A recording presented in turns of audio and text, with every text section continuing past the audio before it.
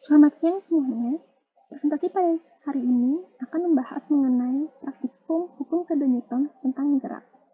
Yang disampaikan oleh kelompok 9 beranggotakan saya, Nilai Putu Argentira Lestari dengan NIM 104 dan Muhammad Dirga Aulia Rambe dengan NIM 105. Materi yang akan kami bahas yaitu tujuan percobaan, teori, alat percobaan, rangkaian alat percobaan, prosedur percobaan, data hasil percobaan, pembahasan, kesimpulan, dan diakhiri oleh soal latihan.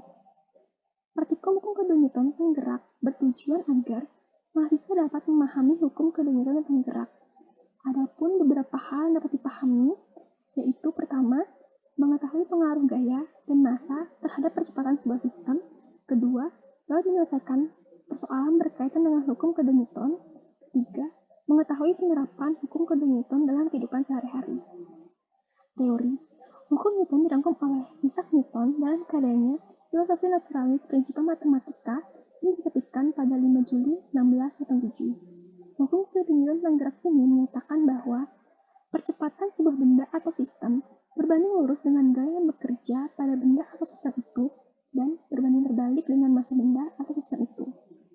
Dapat dituliskan dengan rumus F atau gaya yang bekerja pada sistem sama dengan massa benda dikali percepatan benda, atau A atau percepatan benda sama dengan gaya yang bekerja pada benda dibagi massa benda. Berdasarkan hal yang telah disebutkan, maka hukum kedua Newton menjelaskan mengenai hubungan antara gaya, massa, dan percepatan. Untuk membuktikan teori ini, mari kita lakukan praktikum dengan memeriksa A.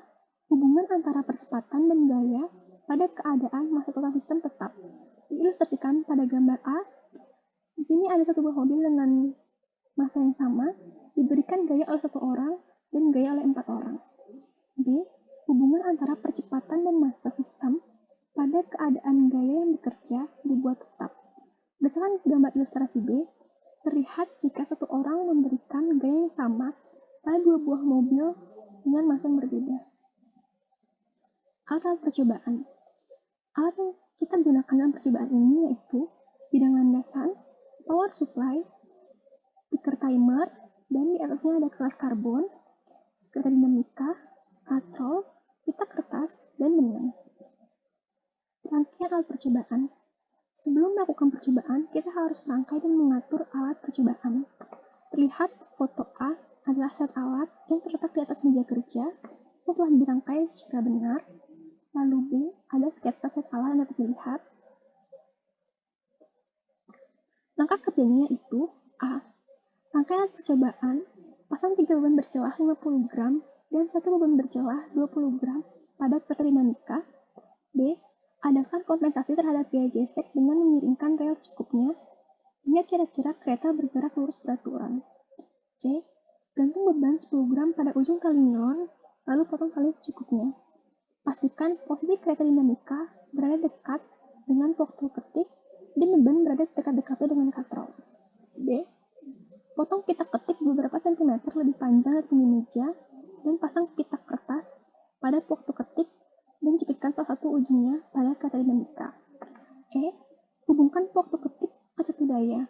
Pastikan waktu ketik dalam keadaan off. Di sini ada ilustrasi langkah kerjanya. Pertama, letakkan bidang landasan di atas meja kerja. Lalu pasang katrol pada salah satu bagian ujung bidang landasan. Pasang stiker timer di bagian ujung lainnya. Ini adalah bentuk kertas karbon yang diletakkan di atas stiker timer, dan jika tertekan maka akan menghasilkan titik pada pita kertas. Ini adalah dinamika bermotor, jadi bidang landasan tidak perlu dimiringkan. Lalu ukur pita kertas dan potong. Letakkan di bagian atas stiker timer. Harus diperhatikan posisi pita kertas harus tepat berada di bawah kelas karbon. Lalu jepitkan ujung stiker timer pada bagian belakang kereta dinamika. Lalu hubungkan power supply dengan stiker timer. Hubungkan tali pada bagian depan kereta dinamika yang telah digantungkan beban. Pastikan posisi beban yang digantung berada sedekat-dekatnya dengan katrol. Jadi cutter memudahkan perletakan beban. Selanjutnya ada prosedur percobaan.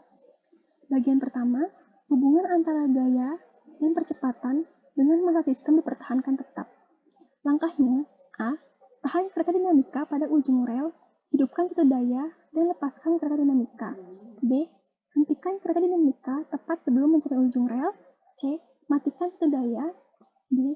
Lepaskan pita ketik dari kereta dinamika. Periksa hasil ketikan dan pastikan hasilnya jelas. E. Gunakan 5 titik sebagai satuan waktu dan ukur. F. Ulangi kegiatan dari A sampai E sebanyak 5 kali dengan menambahkan beban gantung 10 gram. G. Catat hasilnya dalam tabel. Sini ada ilustrasinya.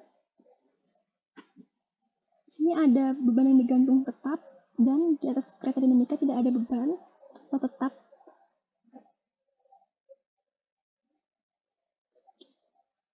Lalu pada setiap percobaan ditambahkan beban yang digantung 10 gram, 20 gram, 30 gram, 40 gram, hingga 50 gram.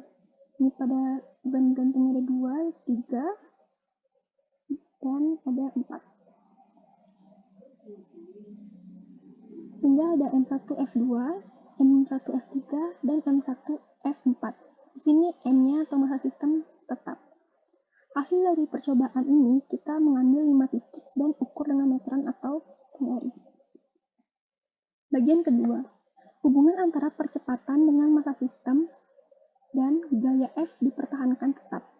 Langkahnya, H. Lepaskan semua beban yang ada. Gantungkan beban 50 gram pada ujung tali. Massa sistem menjadi massa kereta dinamika ditambah massa beban 50 gram. I. Lakukan kembali langkah A dan E di mana melepaskan kereta dinamika hingga mencapai ujung bidang landasan. C. Ulangi lagi dengan membuat M menjadi 2M, 3M, 4M, 5M. K. Catat hasil dalam tabel. Di sini ada ilustrasinya.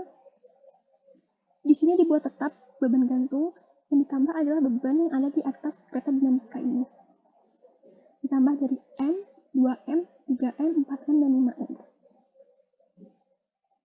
Dalam percobaan, maka hasilnya yaitu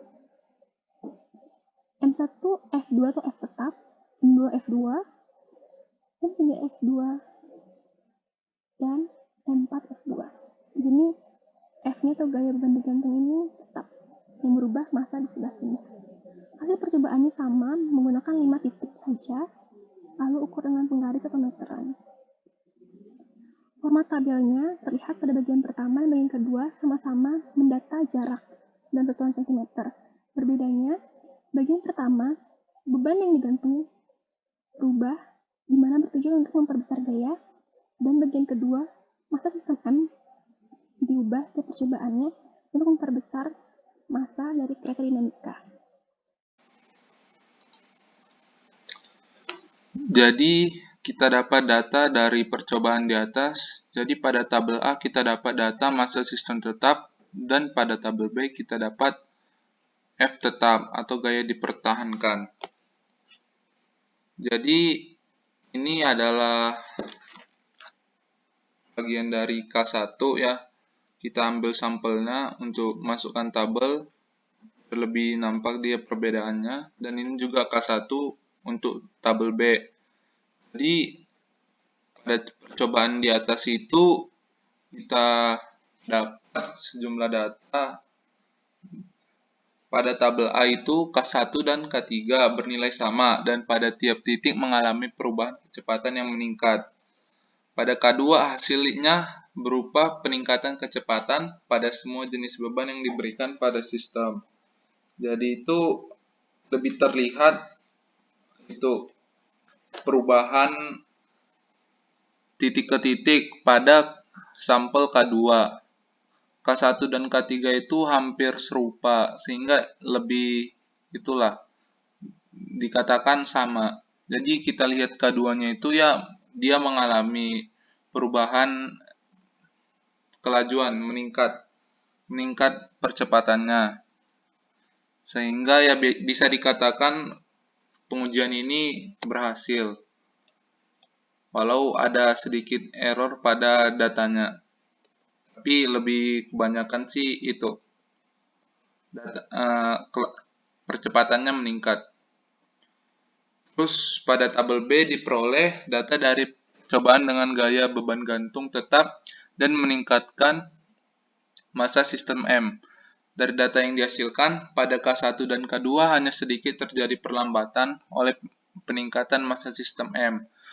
Pada K3 terlihat perubahan jarang antara titik-titik yang perlambatannya lebih terlihat menonjol daripada K1 dan K2.